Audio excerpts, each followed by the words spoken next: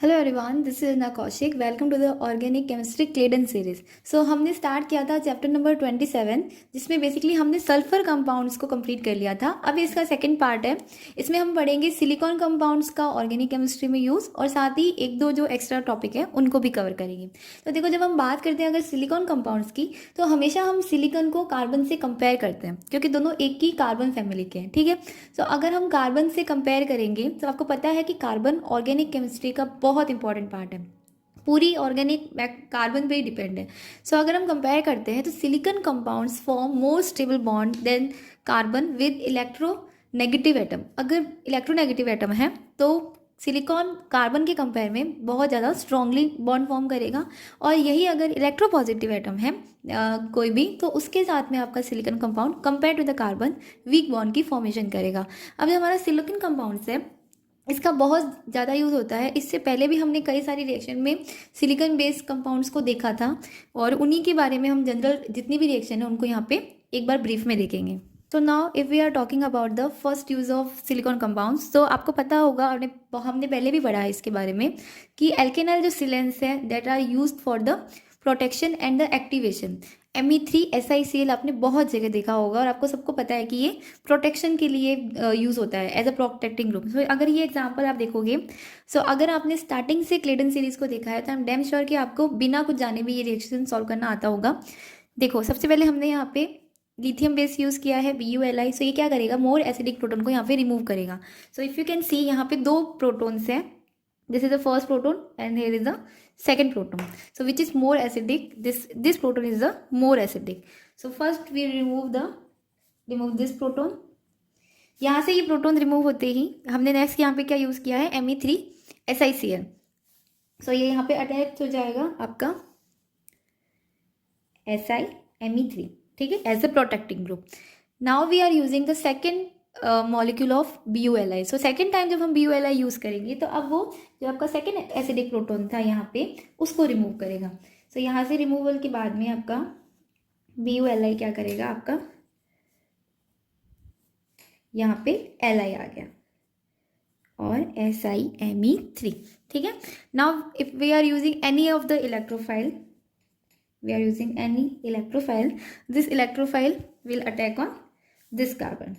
so यहाँ पे आपको क्या मिलेगा, इलेक्ट्रोफाइल यहाँ पे आया। ये यहाँ पे क्यों आया, क्योंकि ये साइड हमने ब्लॉक कर दी। SiMe3 का हमने यूज़ किस लिए किया, ब्लॉकिंग के लिए किया, ठीक है। बाद में हमने जब यहाँ पे यूज़ किया Bu4NF नेगेटिव, तो आप सबको पता होगा ये बहुत फेमस रिएजेंट है जो हमारे SiMe3 को रिमूव करता है, ठीक है, रिमूवल के लिए यूज़ होता है। सो यहाँ से जब हमने यहाँ पे इसको रिमूव करेंगे तो आपको क्या मिल जाएगा, RHNE, ठीक है। सो ये बेसिकली हमने प्रोटेक्शन के लिए यूज़ किया। अगर हम इस साइड को ब्लॉक नहीं करते, अगर ये फर्स्ट टू स्टेप नहीं होते, सो ये इलेक्ट्रोफाइल कहाँ पे अटैक करता, आपके यहाँ पे अटैक करता, यहीं पे पूरा अटैचमेंट होता। So next is silicon stabilize a positive charge on beta carbon. ये आपका जो लाइन है, ये आपकी की लाइन है, बहुत इंपॉर्टेंट है, आपको बहुत सारी रिएक्शन में हेल्प करेगा, जहाँ पे आपको सेलेक्ट करना होगा कि कहाँ पे आपका इलेक्ट्रोफाइल अटैक करेगा, आपको कौन सा मेजर प्रोडक्ट मिलेगा, वहाँ पे आपको यूज़फुल होता है। देखो ध्यान से देखना, एग्जांपल के थ्रू समझते हैं। ये हमारा एग्जांपल है। यहाँ पे देखो, अगर मैं कोई इलेक्ट्रोफाइल यूज़ करती हूँ तो ये मेरा इलेक्ट्रोफाइल दो साइड पे अटैक कर सकता है। ये यहाँ पे भी अटैक कर सकता है इस कार्बन पे, या फिर ये इस कार्बन पे भी अटैक कर सकता है।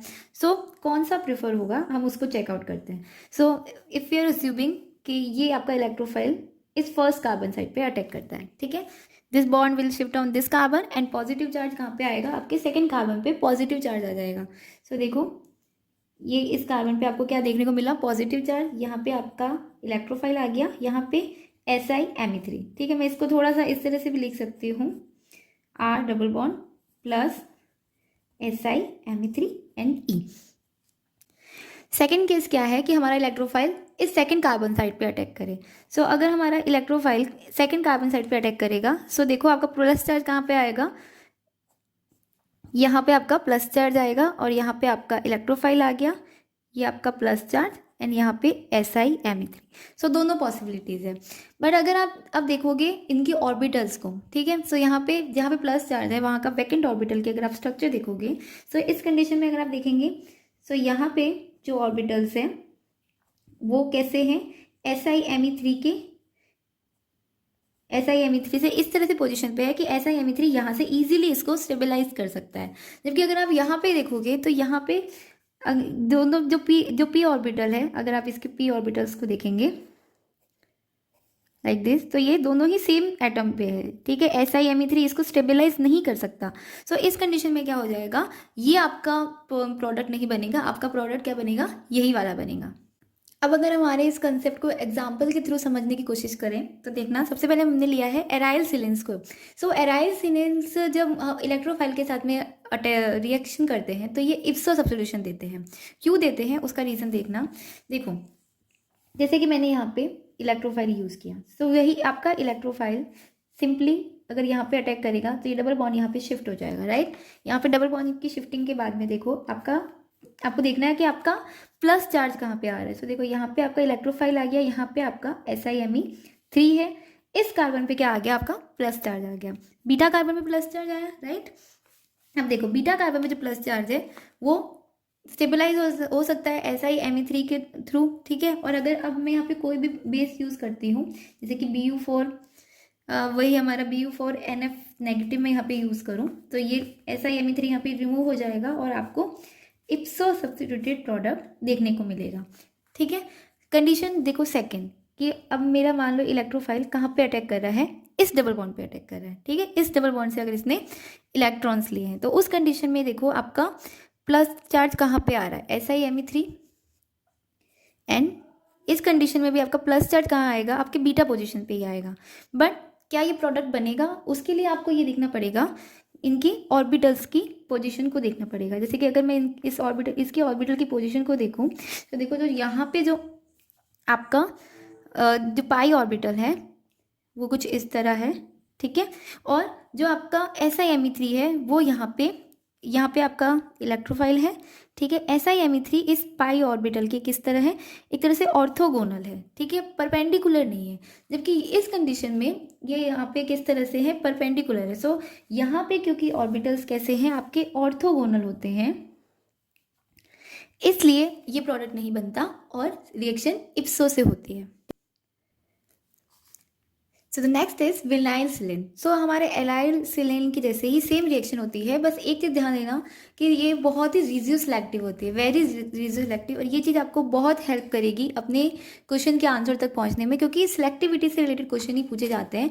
सो प्रोसेस तो सेम ही होगा जैसे मैंने अभी आपको एक्सप्लेन किया था, बस इतना है कि अगर आपका ई एल्कीन है तो आपका इलेक्ट्रोफाइल, आपकी एल्कीन भी ई रहेगी और जेड तो जेड रहेगी, ठीक, उसमें कोई चेंजेस नहीं होंगे।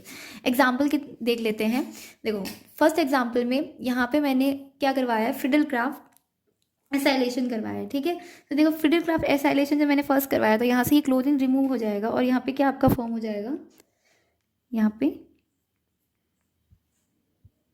O पॉजिटिव, ये आ गया, ठीक है। अब ये O पॉजिटिव आपका SiM, ये डबल बॉन्ड जो है ये यहाँ पे, सॉरी इसको थोड़ा, यहाँ पे ट्रिपल बॉन्ड कार्बन और यहाँ पे O प्लस है, ठीक है। तो ये इस कार्बन पे अटैक करेगा और यहाँ पे डबल बॉन्ड O शिफ्ट हो जाएगा। तो देखो यहाँ पे आपको फाइनल जो प्रोडक्ट मिलेगा वो कुछ इस तरह का मिलेगा, R double bond and double bond O, ठीक है।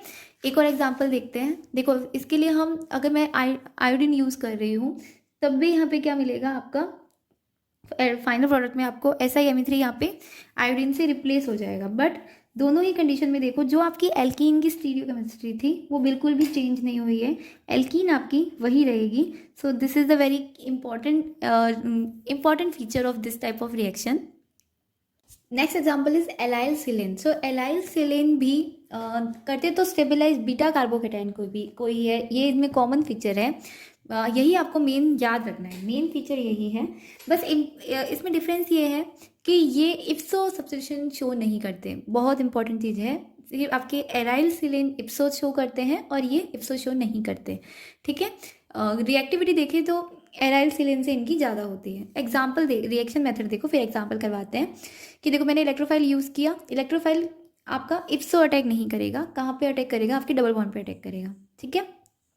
उसके बाद में देखो पॉजिटिव चार्ज आया यहाँ पे, तो देखो पॉजिटिव चार्ज कहाँ आया है, आपकी अल्फा और बीटा पे ही आया है। सो बीटा कार्बन पे ही आपका कार्बोकेटाइन फॉर्म हुआ है।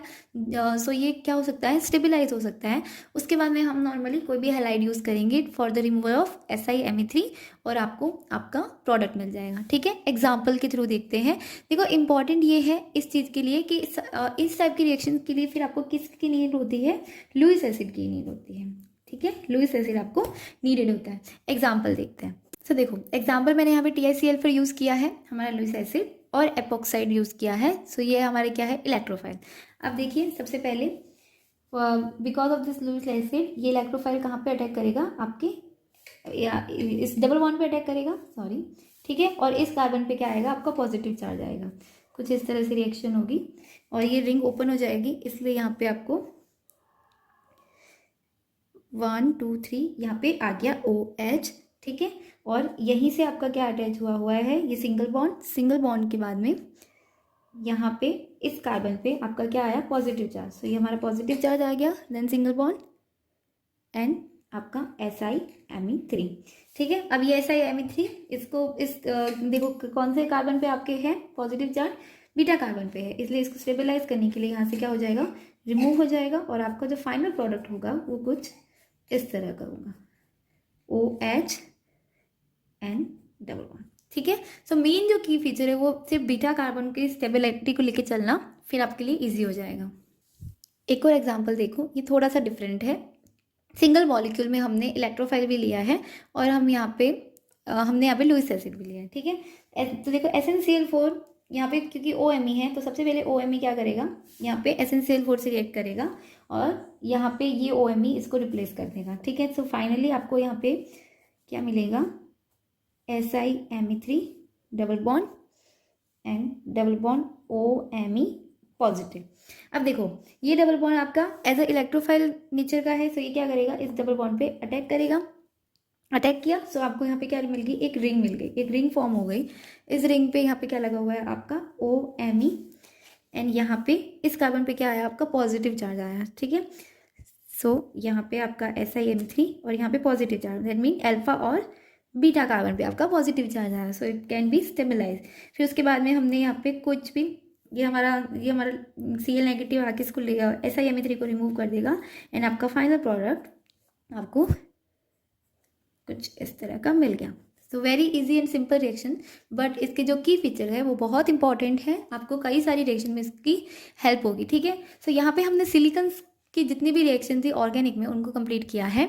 अब इसका नेक्स्ट टॉपिक है सिलेक्टिव सिंथेसिस ऑफ एल्कीन्स, वो हम नेक्स्ट वीडियो में करेंगे। So if you like the video then please like share and comment and subscribe to my channel. Thank you for watching.